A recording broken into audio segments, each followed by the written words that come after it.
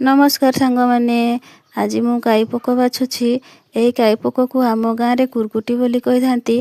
को इंग्लिश रे red ant बोली कह जाए। तो यही गाई पोक को आमे जंगल रु पाऊ।